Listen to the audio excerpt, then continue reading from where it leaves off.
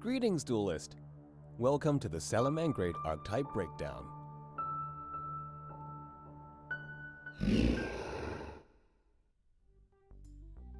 At the time of recording, a few cards in the Archetype have already been released, but the majority of the rest will be coming out in February with Savage Strike and subsequent sets, as well as their very own structure deck Soulburner sometime after. Here's hoping for sooner rather than later. The English names for some cards are unofficial and may change, but just match up the pretty pictures and you'll be fine. In preparation for its release, I've been playing with Salamangreat a lot, and I've had a lot of fun. Finally, after extensive testing, I have a deck and some knowledge to share. Before we go any further, I'd just like to say that I'm still by no means a Salamangreat expert, but for those of you who aren't sure how to start, want to learn more, or simply want to try a different build, then you're in the right place. As always, the deck profile will be available in the description for anyone who needs it. In the event that any unreleased cards necessitate a deck modification, I will update it. Please feel free to pause whenever you need to, and use the timestamps in the description to aid with navigation. And with all that out of the way, let's begin.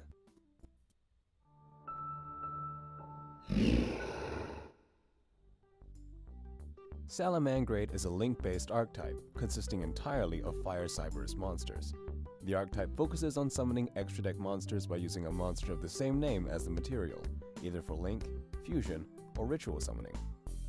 As expected of a link-based archetype, a large majority of the main deck monsters all have ways to special summon themselves, either from the hand or from the graveyard.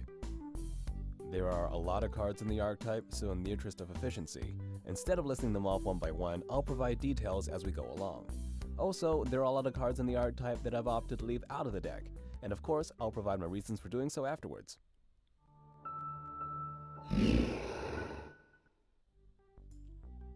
First, let's take a look at the pivot point of the entire deck, Gazelle. Once per turn, Gazelle can send one Salamangreat card, either monster or spell and trap, from your deck to the graveyard. Once per turn, Sunlight Wolf can also return both a monster and a spell and trap from the graveyard to your hand. Together, this pair allows you to search your deck for the exact cards you need when you need them. Sounds a little unfair, doesn't it? It is. Even though they are both very reasonably restricted to once per turn, this toolbox style of play allowed to Salamangreat gives them both incredibly high consistency and control. Because these two are so powerful, they're also the most vulnerable points of the deck, and if targeted by your opponent, could leave you in deep trouble very quickly. Naturally, we're playing 3 of each. In fact, we are playing 3 of all the Salamangreat Link monsters, Valynx and Heatlio, due to the nature of the deck, i.e. summoning monsters with the same name. That is, all except Mirage. Unfortunately, I have no idea what this does. It is very cute though. Anyway, we're only allowed to play 3 Gazelle, but even if we do, it still isn't enough to open it consistently. Thankfully, Salamangreat comes with its own search card, Salamangreat Circle, which can also be used as protection against monster effects, and is also a quick play. In other words, it's incredibly good. 3 of this one too, that makes 6. And to make magic number 9, we'll play 3 Lady Debug, whose main job is to find Gazelle if you don't have it already, but can also be used to search Meer, whose effect to special summon itself will activate, and give you more monsters to link summon with. Now that we have Gazelle to send cards to the graveyard, what are we sending? And how do we make Sunlight Wolf to get them back? Let's start with going first.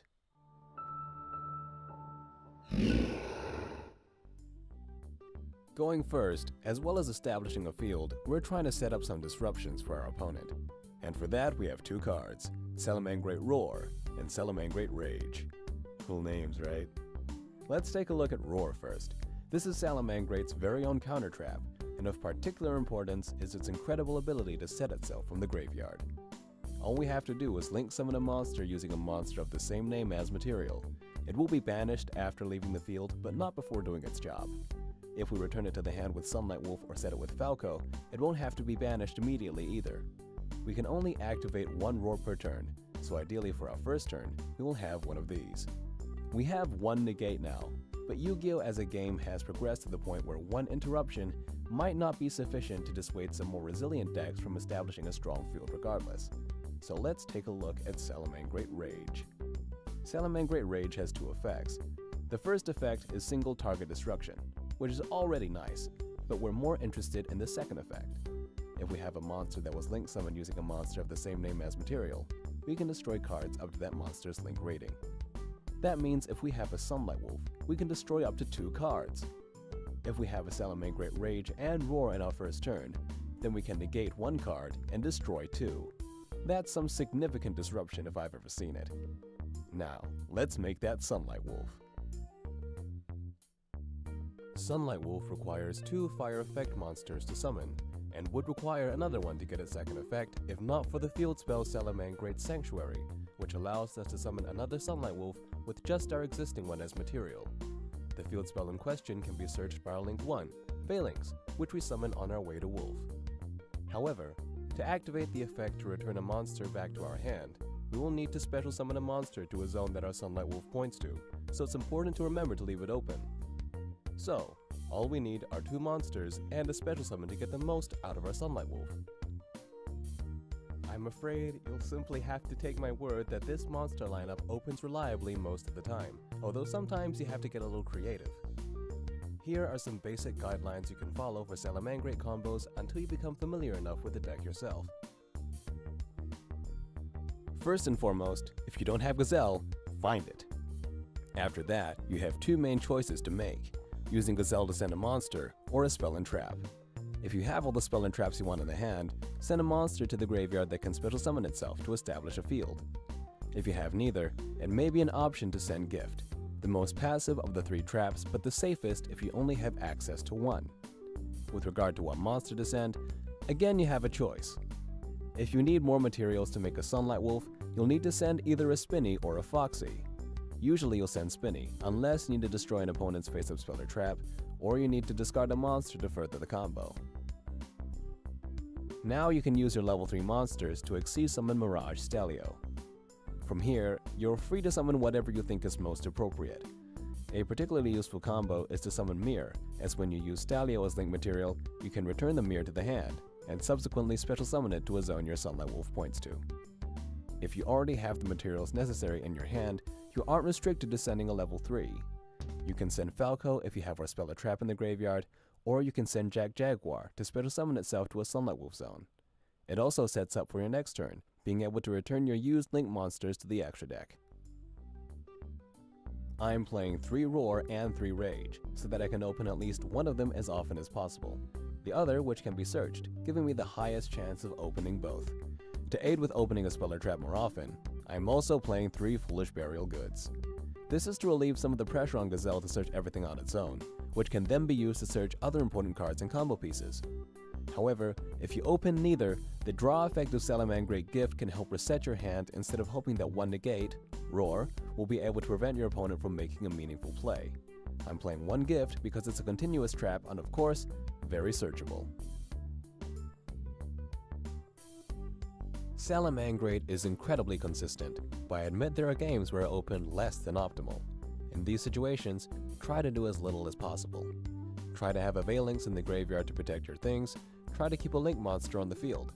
A minimal field is very rarely an issue, as Salamangreat has high damage output later in the game, and can usually kill your opponent before they can finish the job.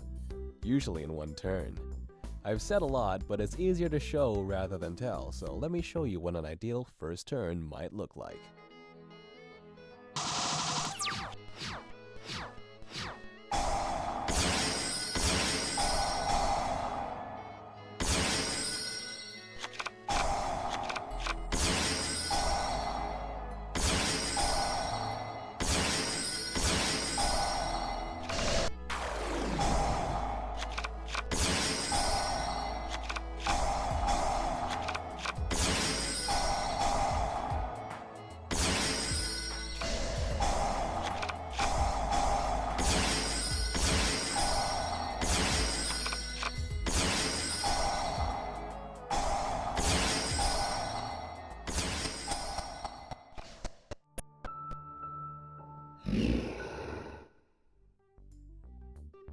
Right, that's our first turn. Now let's deal with turn 2, or going second. Normally, we'd primarily be concerned with removing as much of our opponent's field as possible. For Salamangreat, however, there's also the possibility of killing our opponent if they happen to leave a vulnerable monster on the field, thanks to the true reason why Salamangreat is so terrifying. Violet Chimera. I'm not kidding, this thing is nuts. Violet Chimera is our entire OTK potential. It gains attack equal to half the original attack of the materials used. If it battles an opponent's monster whose attack is different to its original attack, Violet Chimera's attack power doubles. In other words, Violet Chimera kills with one attack. If you use Heat Leo and beat Bison, two of our monsters with the highest attack, 2300 and 2800 respectively, it becomes 10,700 after the attack boost, just to give you an idea. Even though the third effect ensures maximum damage, we don't need to summon Violet Chimera twice to significantly reduce the attack of an opponent's monster, or to kill our opponent. Heat Leo is able to drop the attack of an opponent's monster to the same as one of our smaller monsters in the graveyard, triggering Chimera's attack doubling effect while also clearing some back row, if any, for a safer attack. Usually we'll choose Phalanx unless a Mole is available, but no matter what you choose, if Violet Chimera attacks, it's almost certainly game. To gain access to Violet Chimera is quite simple. All we need to do is send Fusion of Fire to the graveyard with Gazelle, and get it back with Sunlight Wolf. Violet Chimera requires a Link monster and a Salamangreat monster to summon. We usually provide both, but we can also use an opponent's Link monster to remove any troublesome Link monsters from the field. But, Fusion of Fire, although fantastic, can only be activated once per turn, so that means if we wanted to summon Violet Chimera twice, we'd have to do it on different turns, if we were only using Fusion of Fire. However, there is another option available. There exists a card named Cynet Fusion, searchable by Clock Spartoi, which is a Link 2 monster that only requires 2 Cypress monsters, a cost that Salamangreat is only too happy to pay. Cynet Fusion, although unable to use an opponent's monster as material, provides us with another card that we can use to summon Violet Chimera, giving us a way to summon it twice in one turn, if we really wanted to. The only thing preventing us from running over any and everything would be some troublesome effects to prevent us from targeting, attacking, or otherwise. For that, we have Beat Bison. Beat Bison is our non-targeting mass effect negation. There is a word for an opponent's monster with its effect negated: Chimera Food. Beat Bison only negates face-up cards, but that's alright. Most face-down back row can be taken care of with Heat Leo. Any face-down monsters generally don't pose much of a problem, as we're only really interested in the monster they left face-up that we're about to hit with gratuitous force. Beat Bison also recycles our Link monsters, which is highly appreciated. However, we can't shuffle back more monsters than face-up cards our opponent controls, so prioritize accordingly. If you don't have a clear attack for game, it would be risky to search Fusion of Fire to summon a Violet Chimera only to leave your field open to counterplay during your opponent's next turn. So we turn instead to field control and Salamangreat Claw. Heat Leo is responsible for general back row, Foxy can destroy face-up field spells, and in rare circumstances, a Heat Leo with a Claw equipped can take care of some of your opponent's monsters.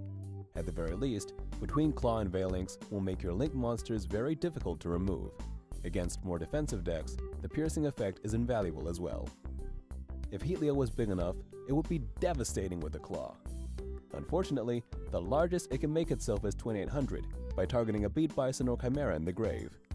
Its effect isn't just limited to Salamangreat monsters though. If you had an Obelisk in the graveyard, you could make it 4000 attack, but now I'm just being silly. Sort of. Now, let's have a look at how all this theory might look like in practice.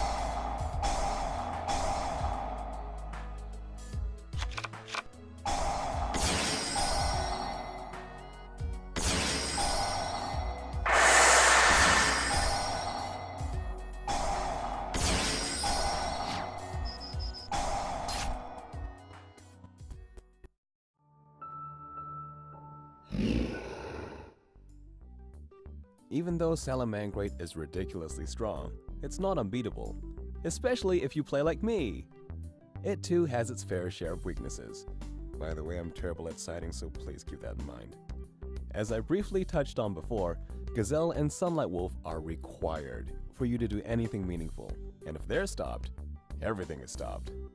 Lair of Darkness and Zombie World change the attribute and type of your monsters respectively, which makes Link summoning considerably harder, as Veilynx requires a Cyberus monster, and Fire monsters are needed for both Sunlight Wolf and Heat Leo. This is one of the reasons we have Knightmare Phoenix, but I also recommend some Spell and Trap Destruction in the side deck as well. Called by the Grave is incredibly painful to a deck that, by its very nature, summons monsters with the same name. Salamangreat has no dedicated monster removal, which makes sense as we'd like a monster to attack into and win. But lacking any monster destruction effects outside of Salamangreat Rage means we're forced to combo into an answer, and if the opponent has a monster that can prevent or disrupt it, we lose very quickly. For this reason, I think it's essential to pack some board wipes in the side deck like Dark Hole, Raigeki, and maybe Kaiju Slumber as well as an extra option.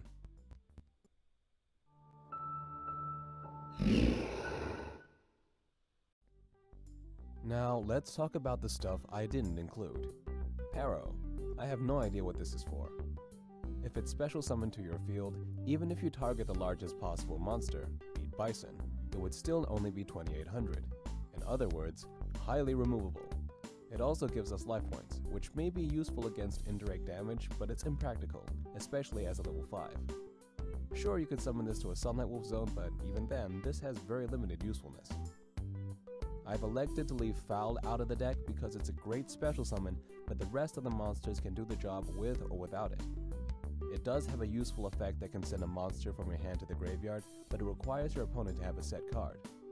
Foul could be very useful against decks with heavy back row, so if you decide to play it, I can completely understand.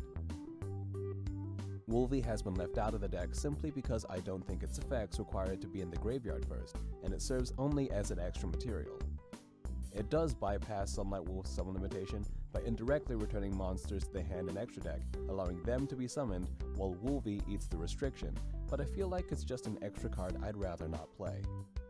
Fennec can be special summoned when our Cyberus monster that was summoned from the extra deck is destroyed, but it gets banished when it leaves the field. Also, nothing is stopping your opponent from attacking this, and removing this. Let's assume then that we're only playing it for the effect to search a normal spell. There are two targets, Recurrence and Fusion of Fire, neither of which I believe warrant playing Fennec just yet. Recurrence's effect is fine, you replenish your hand, Mirror can activate, that's all lovely, but I just don't think you need it. You're trying to end most games turn 2. The chances that a card like this will come in handy are slim. Also, the second effect is something I completely don't understand. If you need a spell or trap, it's a lot easier to send it to the graveyard than to blow this thing up. Not all the cards are released yet though. If a really good normal spell is released, I could be playing Fennec, we'll just have to wait and see. Foxer. Don't get me wrong, I think Foxer is cool. I feel bad for only playing Foxy because I think it gets lonely, but we have Heat Leo for back row, and Beat Bison for recycling Link monsters. It can special summon itself, however, it can't do it the same turn to use its first effect, so it's a bit slow. There is obvious synergy with Foxy, and it may be useful against decks with heavy back row, so I'm not against siding it, but I wouldn't main deck this. Raccoon. It gives you life points and prevents your monster from being destroyed by battle, which sounds nice, but again, the life point gain is something I don't understand, and Veilynx is a lot more versatile in destruction prevention overall.